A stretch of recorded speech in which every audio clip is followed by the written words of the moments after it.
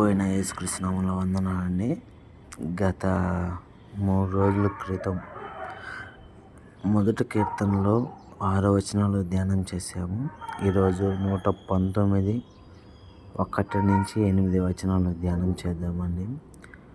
ప్రార్థన చేసుకొని ప్రారంభిద్దాం. మహోన్నతుడ, మహాగణుడ, సర్వాధికారి స్తోత్రాలు ప్రభు యేసయ్య. మేమేం తప్పులు క్షమించండి ప్రభు యేసయ్య. మీ వాక్యం చదువుతుండగా మీరే మాతో మాట్లాడమని, మేమేం తప్పులు క్షమించమని ప్రభు యేసయ్య. మీ వాక్యం ధ్యానం చేర్చుండగా తండ్రి యేసయ్య మాలో ఫలింపు దయచేయమని ప్రభువ. మహోన్నతుడ, మహాగణుడ, సర్వాధికారి యేసయ్య మాకు సహాయం చేయండి. కీర్తనలు 119 1 నుంచి 8 వరకు చదువుతున్నప్పుడు తండ్రి యేసయ్య మీరే మాకు తోడు నడిపించమని మా ప్రియ రక్షకుడు యేసుక్రీస్తు నామములో అడిగేటున్నాం తండ్రి. ఆమేన్. 119 అండి. 19 1 నుంచి 8 వరకు. యెహోవా ధర్మశాస్త్రమును అనుసరించి నిర్దోషంగా నడుచువారు ధన్యులు. యెహోవా ధర్మశాస్త్రము, ఆయన ఇచ్చిన పరిశుద్ధ గ్రంథమును అనుసరించి నడుచుకోవాలంట. నిర్దోషముగా అంటే తప్పులేమీ లేకుండా నడుచుకునేవాడు ధన్యుడు. మనకి మత్తయి సువార్త ధన్యతలు ఉన్నాయి. అటువంటి ధన్యతల్లో ఇది కూడా ఒకటి. ఏమనంటే ఆయన చెప్పిన కట్టడల విషయమై తప్పు లేకుండా తన్ను తాను శుభ్రపరచుకుంటూ నడుచుకునేవాడు ధన్యుడు అనే వాక్యం చెల్లిస్తుందండి. 2వ వచనం, ఆయన శాస్త్రమును గైకొనొచ్చు పూర్ణ హృదయంతో ఆయనను వెదుకువారు ధన్యులు. పైన నడుచుకుంటూ ఇక్కడ గైకొనాలంట. మనము నడుచుకుంటూ గైకొనాలి. వాటిని మనం చేసే ప్రతి పనిలో తప్పుందా లేదా, ఇది దేవుని వాక్యమేనా, ఇంకా చెప్పాలంటే ఇష్టంతో చేయమని చెప్తుంది వాక్యం. 3వ వచనం అండి, వారు ఆయన మార్గంలో నడుచుకొనచ్చు ఏ పాపమును చేయరు. ఆయన మార్గంలో నడుచుకునేటప్పుడు మనకి పాపపు స్వభావం అనేది మనకు దూరం అయిపోతూ ఉంటుంది. కంపల్సరీ అండి, మనం పాపం స్వభావము దూరం అయిపోతూ ఉంటుంది.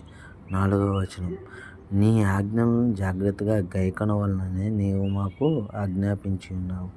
అవునండి, మనము ఆయన ఆజ్ఞల్ని జాగ్రత్తగా గైకొనాలి. ఆయన మనకు ఆజ్ఞాపించింది అదే. ఆయన ఏమడుగుతున్నాడండి? పూర్ణ హృదయంతో, పూర్ణాత్మతో, పూర్ణశక్తితో మమ్మల్ని ఆదరించండి. నీ ధర్మశాస్త్రమును అనుసరించి నడుచుకునే వలననే కీర్తన చెప్పిన విధంగా అలానే దేవుడు కోరుతున్నాడు, కానీ ఇంకేమి కోరట్లేదండి. 5వ వచనం, ఆహా, నీ కట్టడలు గైకొన్నట్లు నా ప్రవర్తన స్థిరపరిచి ఉండిన ఎంత మేలు. చూడండి వాక్యం ఎలా సెలవిస్తుందో.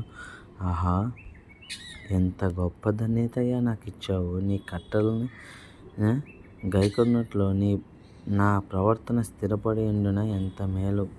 అంటే నీవు ఇచ్చిన కట్టలను నేను గైకొనడానికి నా ప్రవర్తన స్థిరంగా ఉంటే ఎంత మేలయ్యా, ఎంత మేలు అంటున్నాడు. మన ప్రవర్తన కూడా సక్రమంగా చూసుకోవాలని వాక్యం చదువుతున్నాను.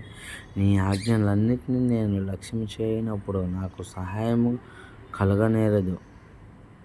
నీ ఆజ్ఞలన్నింటినీ నేను లక్ష్యం చేయనప్పుడు నాకు అవమానం కలగనేరదు. అవమానం కలగదంటండి. ఆయన ఆజ్ఞని చదివేటప్పుడు, ఆయన ఆజ్ఞని గైకొనేటప్పుడు అవమానం కలగదండి. ఎన్నటికీ అవమానం కలగదు. ఒకవేళ అవమానం వచ్చినా నీతిగల నీ న్యాయ విధులు నేను నేర్చుకున్నప్పుడు యథార్థంతో నీకు కృతజ్ఞతాస్తుతులు చెల్లించేదను. ఆయన్ని స్తుతిస్తూ, అవమానం వచ్చినప్పుడు ఆయన స్తుతిస్తూ, ఆయన్నే ధ్యానిస్తూ, ప్రభువా నాకు సహాయం చేయంటే ఆయన సహాయం చేస్తాడండి. అందుకే నీతిగల న్యాయ విధులను నేను నేర్చుకున్నప్పుడు యథార్థ హృదయంతో నీకు కృతజ్ఞతలు చెల్లించేదనని వాక్యం సెలవుస్తుంది. మనం ఆయనకి యథార్థ హృదయంతో కృతజ్ఞతాస్తుతులు చెల్లించాలి. నీ కట్టడలను నేను గైకొనదును, నన్ను బొత్తిగా విడనాడకము. ఆయన ఆజ్ఞలను మనం గైకొంటే ఆయన మనల్ని విడవడండి. విడిచిపెట్టే దేవుడు కాదు మన దేవుడు శాశ్వతంగా మనతోటి ఉండి నిన్న నేడు నిరంతరం ఏకరీతిగా ఉండే దేవుడు అండి. కాబట్టి ఆయన కట్టడలని, ఆయన ఆజ్ఞల విషయమై మనము జాగ్రత్త పడదాం. ఆయన ఆజ్ఞల్ని హృదయపూర్వకంగా గైకొందాం. ఎంత మేలు అంటున్నాడు కాబట్టి మనం ఆ మేలుని, ఆ ధన్యతని మనము సంపాదించుకుందాం. ప్రార్థన చేసుకుందామండి. మహోన్నతుడ, మహాగణుడ, సర్వాధికారి యేసయ్య నీకు స్తోత్రాలు ప్రభువా. మేమేం తప్పు చేస్తున్నామో మమ్మల్ని క్షమించండి ప్రభువా. రాజా మహోన్నతుడా, మహాగణుడా తండ్రి యేసయ్య. అవును ప్రభువా, నీ కట్టడల విషయమై ప్రభువా యేసయ్య, నీ కట్టడల విషయమై మేము యథార్థవంతులముగా ఉండాలి, స్థిరంగా ఉండాలి ప్రభువా యేసయ్య. మాకు సహాయం చేయమని మహోన్నతుడా, మహాగణుడా, సర్వాధికారి యేసయ్య, మేమేం తప్పులను క్షమించండి ప్రభువా రాజా. నీకే వేలాది కోట్ల స్తుతులు స్తోత్రం చెల్లించుకుంటున్నాం తండ్రి యేసయ్య.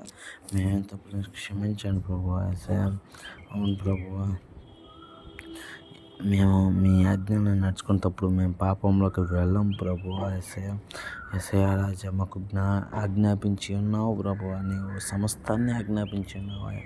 తప్పేది మంచేది మొత్తం చెప్పి ఉన్నావు ప్రభువా యేసయ్య. దాన్ని బట్టి నీకు స్తోత్రాలు ప్రభువా. మేమేం తప్పులను క్షమించాను ప్రభువా యేసయ్య. మాకు తోడును నడిపించమని మా ప్రియ రక్షకుడు యేసుక్రీస్తు నామమున అడిగి వేడుకుంటున్నాం తండ్రి. ఆమేన్.